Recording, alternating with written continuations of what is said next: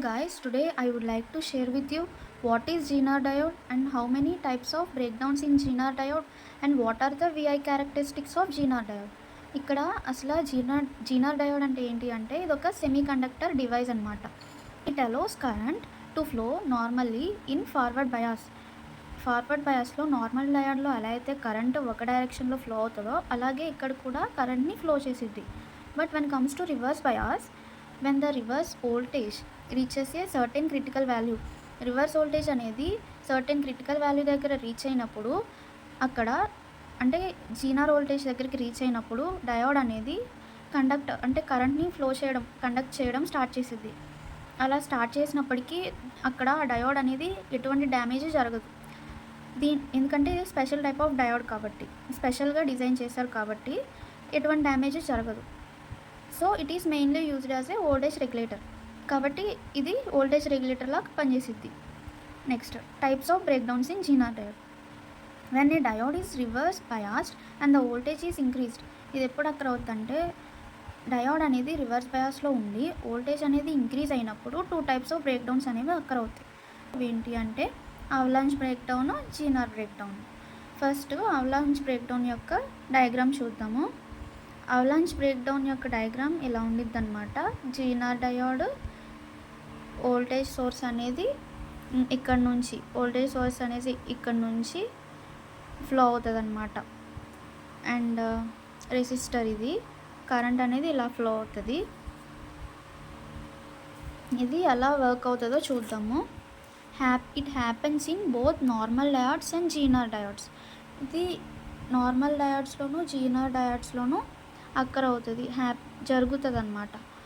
When reverse voltage is high, ఎప్పుడైతే reverse voltage అనేది పెరిగిందో the free electrons get యాక్సెలరేటెడ్ and collide with atoms. Free electrons అనేవి accelerate అయ్యి అవి ఆటమ్స్తో కొలైడ్ అవుతాయి అన్నమాట.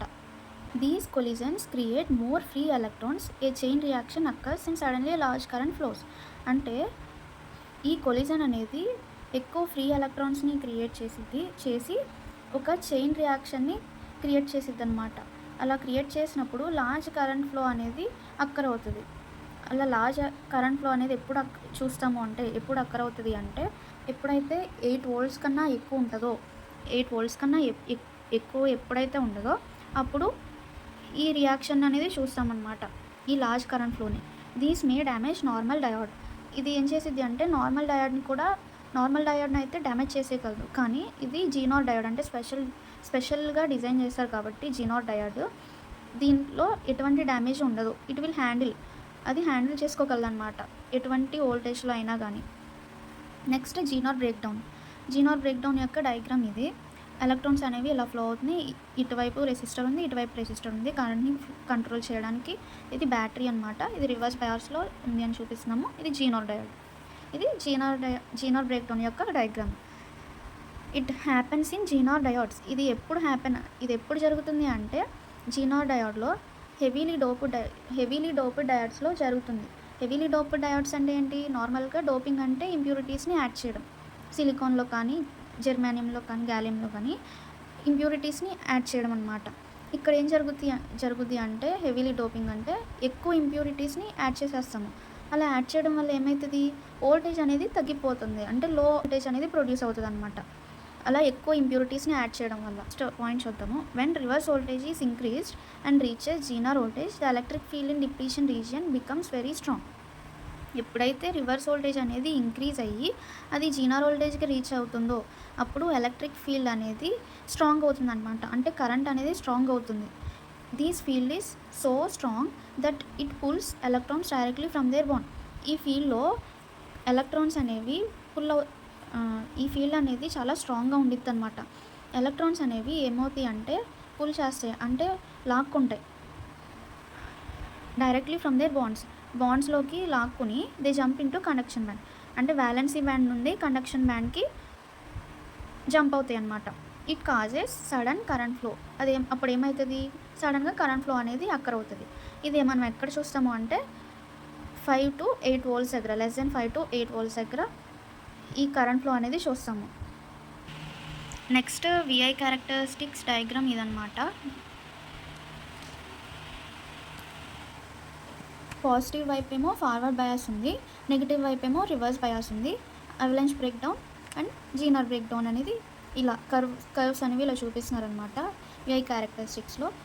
అండ్ దీంట్లో ఫార్వర్డ్ బయాస్, ఇది రివర్స్ బయాస్. ఫార్వర్డ్ బయాస్ ఎలా వర్క్ అవుతుంది, రివర్స్ బయాస్ ఎలా వర్క్ అవుతుంది విత్ డయాగ్రామ్స్ ఇస్తాను. ఫార్వర్డ్ బయాస్ బిహేవ్స్ లైక్ ఏ నార్మల్ డయోడ్. ఫార్వర్డ్ బయాస్ అనేది ఎలా బిహేవ్ చేసిద్ది అంటే ఒక నార్మల్ డయోడ్లానే బిహేవ్ చేసిద్ది. నాకు చెప్పా కదా స్టార్టింగ్లో, ఫార్వర్డ్ బయాస్ అనేది నార్మల్ డయోడ్లానే బిహేవ్ చేసిద్ది. After about 0.7 volts it conducts heavily. ఎప్పుడైతే 0.7 volts కన్నా ఎక్కువ అవుతుందో అప్పుడు అది కరెంట్ అనేది ఎక్కువ కండక్ట్ చేసిద్ది అనమాట. At first only a very small leakage current flows. నార్మల్గా స్టార్టింగ్లో స్మాల్ అమౌంట్ ఆఫ్ కరెంట్ మాత్రమే ఫ్లో చేసిద్ది. After 0.7 volts it will conducts more current. When reverse voltage reaches VZ, అంటే జీనర్ వోల్టేజ్ దగ్గరికి ఎప్పుడైతే రివర్స్ వోల్టేజ్ రీచ్ అవుతుందో అప్పుడు సడన్గా కరెంట్ అనేది ఏమవుతుంది, ఇంక్రీస్ అవుతుంది.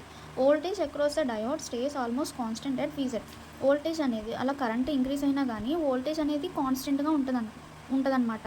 Even if current increases, current అలా ఇంక్రీజ్ అయినా కానీ వోల్టేజ్ అనేది కాన్స్టెంట్గానే ఉండిద్ది. ఎక్కడ, VZ దగ్గర, అంటే జీనర్ వోల్టేజ్ దగ్గర వోల్టేజ్ అనేది కాన్స్టెంట్గా ఉండిద్ది కరెంట్ ఇంక్రీజ్ అయినా కానీ. ఇదన్నమాట Zener voltage, VI characteristics and types of break downs.